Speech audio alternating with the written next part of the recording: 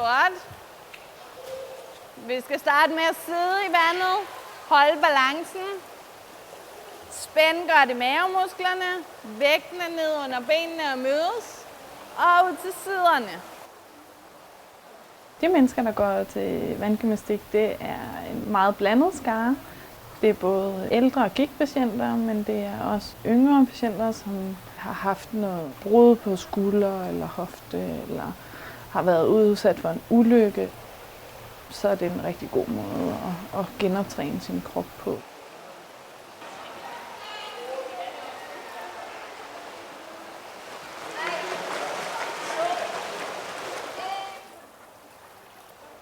Fordelene ved at træne i vand i forhold til at træne på land, det er selvfølgelig hele den vægtbæring, du ikke har på kroppen.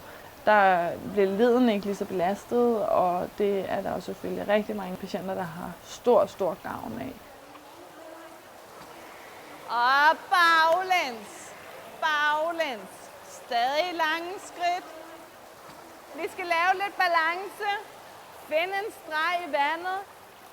Det, som bassintræning giver rigtig meget, det er en masse balancetræning, fordi vi træner ned i vandet, hvor de får en masse stimuli, uden at de er bange for at falde.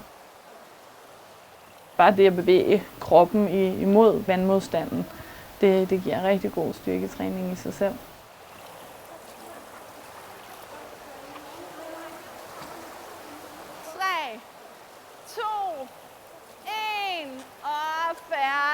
Kom ind til kanten en gang.